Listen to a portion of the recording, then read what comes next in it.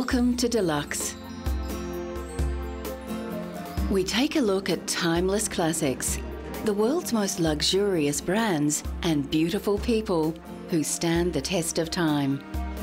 From Cartier diamonds to Audrey Hepburn, from James Bond to fast and classy cars, we explore ageless elegance. The Prince of Wales once famously called French jewellery house Cartier Jewellers to Kings, King of Jewellers. And there is no better symbol of timeless luxury than a diamond by Cartier.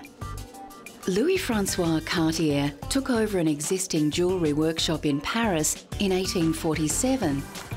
But it was his gifted grandsons Louis, Pierre and Jacques who established the worldwide brand of Cartier.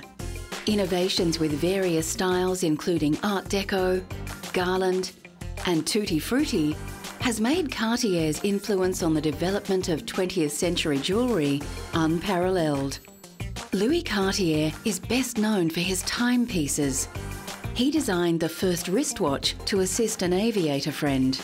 And an example of his famous mystery clocks was recently on display in Moscow. Cartier can claim all the most important innovations and achievements which belong to the jewellery art of the 20th century.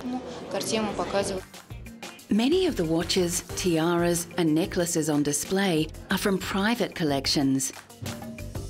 Among the treasures are crocodile and snake necklaces, specially ordered by the Mexican actress Maria Felix. She came to the 13 Rue de la Paix boutique with a box, and in there were two living small crocodiles. And she asked for the director of the boutique, and she said, "Okay, this is what I want in jewelry very quickly. Could you please make those two crocodiles for me as a necklace?"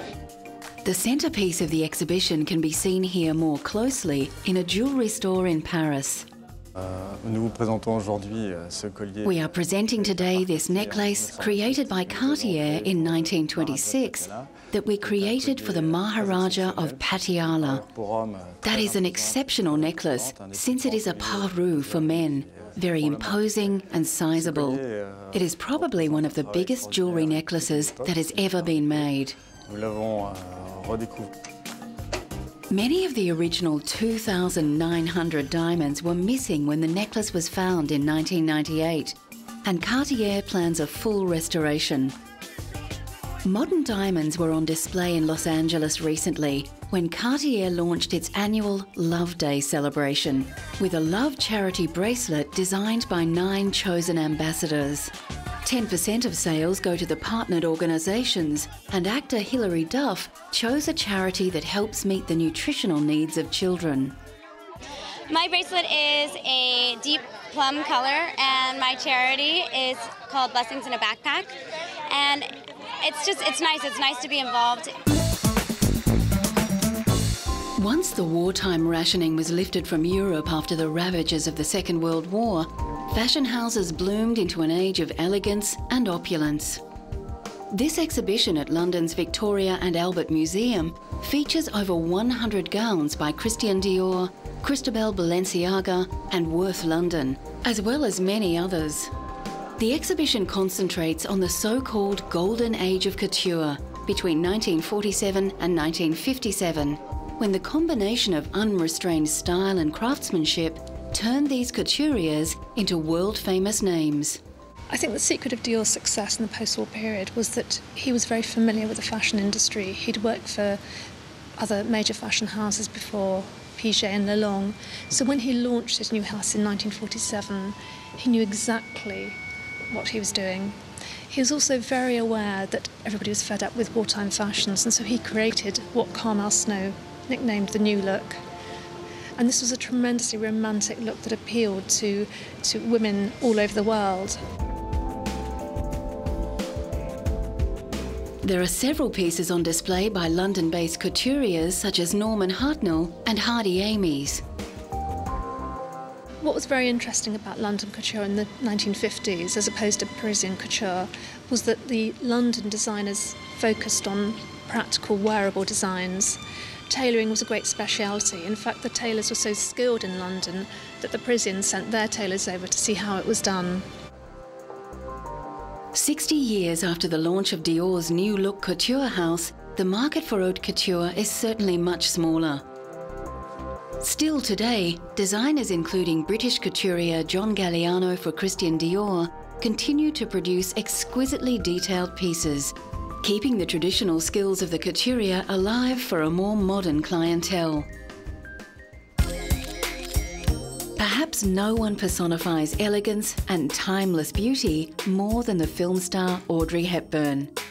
Born to an English father and a Dutch mother who was a former baroness, Hepburn has won Academy, Grammy, Emmy and Tony Awards for her stage and screen work. She also received the Presidential Medal of Freedom for her charity work. Hepburn is often considered to be one of the most beautiful women of all time. In the 1950s, she was not only one of the biggest film stars, but her elfin appearance and sense of chic was very influential in fashion at the time. Recently, the dress that Hepburn wore in one of her most famous roles as Holly Golightly in Breakfast at Tiffany's came up for auction. Hepburn said she found playing the eccentric Manhattan socialite hard, as she was an introvert and Holly Golightly an extrovert. The distinctive black dress perfectly suited the gammon figure of Hepburn and became a silhouette much admired and copied. It was made for her by Hubert de Givenchy. It's one of 3 known to still exist, and we're very, very, very lucky to have it. And it's being sold for charity, which is the City of Joy Aid, which helps orphans and the homeless in India. Hepburn died in 1993, but through the purchase of this special dress, admirers can buy a tiny piece of a legend. Coming up, timeless luxury on the runway in haute couture classics. Coco Chanel and Christian Dior are towering figures of 20th century fashion, and the timeless luxury that they created influenced all modern designers. One of the most glamorous women of her time, Chanel was born in a poorhouse. She opened her first shop in Paris in 1913 and became so influential, she was named in Time magazine's 100 most influential people of the 20th century.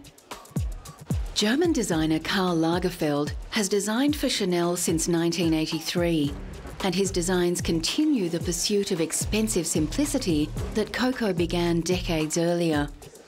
At his most recent show, Lagerfeld outlined his particular attitude to the design of luxury.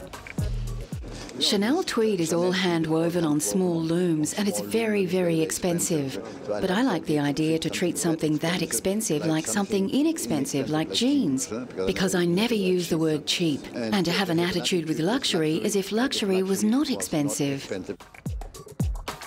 Lagerfeld's latest project has been to commission 20 leading contemporary artists to create works of art based on Chanel's iconic quilted handbag. The mobile art exhibition will tour for 2 years. Recently, Chanel Diamonds took centre stage in the Plaza Hotel in New York City, where celebrities, socialites and models gathered to celebrate the US debut of 20 one-of-a-kind diamond pieces from the Chanel archives. The black and white gala was held in homage to Chanel's signature colours, and Truman Capote's legendary black and white ball held in the same location in 1966. Christian Dior began a revolution in dress called the New Look, with luxurious arrangements of fabric that broke with the lean and boxy designs of post-World War II. Under family pressure to pursue a diplomatic career, Dior originally studied science, but he was always drawn to the arts and to fashion. As a student, he sold sketches on the streets of Paris to raise money. The timeless qualities of his beautiful designs were recently celebrated in an exhibition at Berlin's Culture Forum. 180 exhibits showcased the life work of Dior, who died tragically at age 52. Included in the exhibit was the famous black swan dress which German diva Marlene Dietrich once wore. Christian Dior was one of the early fashion designers who understood how to implement the total look, fashion as a whole. This means that he not only incorporated clothes into his haute couture for his collection, he also designed accessories and intensively dealt with fashion jewellery. John Galliano is the current head of design at Christian Dior. Born in Gibraltar and raised in London, Galliano has been at the Paris fashion house since 1996, and his theatricality and love of seduction has been famously successful for Dior. Here, his haute couture Paris show is faultless in its invocation of beauty, luxury and elegance. The reason why Christian Dior has so much success with Galliano after 10 years is because Galliano brings to the House of Dior his creativity, his modernity, and he respects the heritage of Mr. Dior.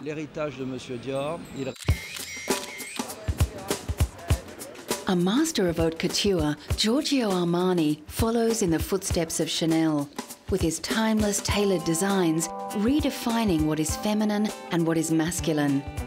Italian-born Armani began as a designer in well-known fashion house Nino Cerruti Jimenez, before beginning his own label in 1974. In 1975, he introduced women's wear, and his simple, clean lines became instant classics, making him the richest and most successful Italian designer ever. Very, very elegant. His style doesn't shriek, it whispers. And I think when people are wearing his clothes, the clothes don't wear them. They feel very elegant, they always feel perfectly dressed for any occasion, and I think they feel comfortable. At a retrospective in the Royal Academy of Arts in London, the timeless quality of Armani's designs is more than apparent. If you bought sort of a navy or a beige or a black Armani trouser suit, you'd probably still be wearing it in 10 or 15 years. I mean, you may change the t-shirt or whatever you put underneath it, but essentially the trouser suit or the skirt suit would really last almost a lifetime. In 2003, Armani was honoured in Beverly Hills with the inaugural Rodeo Drive Walk of Style Award, a fitting tribute to a man who has shaped public taste. A who's who of Hollywood celebrities walked the red carpet to celebrate a man who has changed the way the world dresses. Well, I think he's sort of been the arbiter of taste for the last at least 25 years. He's managed to transform a lot of women who didn't know what the hell to wear into a lot of women who look great. Sophia Loren, who is rarely seen in public, made an exception for Armani, who is a close friend. Giorgio Armani is unique. After his huge success with the film American Gigolo, where he dressed the sex symbol Richard Gere, Armani became the preferred courtier for a long list of Hollywood stars. These include Jodie Foster, Michelle Pfeiffer, Julia Roberts, Robert De Niro, George Clooney, and Samuel L. Jackson, who remembers his first Armani purchase. I actually bought a sweater, and it was one of those feelings of success for me, you know, because I've been going by the store and kind of looking at stuff, and one day I finally was able to just walk in there and buy this sweater that I'd coveted for a while. And, you know, it was a feeling of having made it, you know, that I didn't feel bad about buying it, and I was overjoyed that I could afford it. And once I got home and put it on, you know, it was kind of like dancing around in the mirror, looking at myself in it and feeling, yes, I own Armani. Recently, Armani brought his uber chic to Japan, where he opened a high-rise flagship store in Tokyo. Armani's understated elegance and palette of blacks and beiges is expected to fit extremely well with typically restrained Japanese taste. The Hollywood stars that I think look cool usually are wearing Armani. So for me, it's a way to boost my self-image.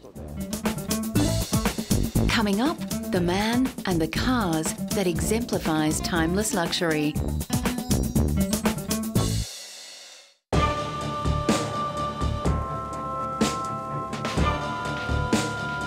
If ever a man and brand defines timeless classics, it's James Bond. Some of the world's most handsome and charismatic men have played 007. the British agent who breaks all the rules, but always gets the villain. James Bond is known for his taste in fast cars, beautiful women, and dry martinis. Over 20 films have been made about his adventures, films that have earned an approximate $11 billion worldwide.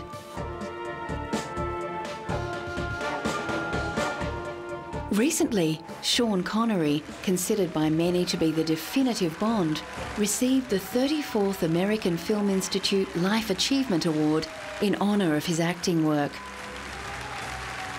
Connery starred in 7 Bond films, but originally Ian Fleming, the creator of the James Bond series, was unwilling to cast Connery, considering him too unrefined. A female friend of Fleming's begged to differ, persuading him that Connery had that something special, and the rest is history. Fellow actors and stars lined up to pay tribute to the actor who defined Bond cool. He's my father, my mentor, my inspiration. Great man, wonderful occasion. I'm delighted to be here to honor him. And Sean Connery was filming in Vegas and he came to see my show. So he knocked the dressing room door and this bodyguard that I had, he looked up and he says, "Yes, Mr. Connery, what can I do for you?" You know what I mean? Like, but you know. So Sean went and lifted him up, my bodyguard, and just placed him over to the right, to the left, his left-hand side, and just walked in. The current James Bond is the British actor Daniel Craig. Craig is the 6th actor to play Bond, after Connery, George Lazenby, Roger Moore, Timothy Dalton, and most recently, Pierce Brosnan. Craig breaks the mould for James Bond because he's the first blonde, but his masculine charisma more than qualifies him for the part. Craig's first Bond film, Casino Royale, returns to the very first Ian Fleming book, which details how the secret agent became the ruthless James Bond. I can tell you about this movie, and I'm not going to compare it to any other Bond movie, but this is a new departure, and there is a lot of new things, but a lot of the Bond themes that are still in this. It has to be because we're making a James Bond movie. But wait and see.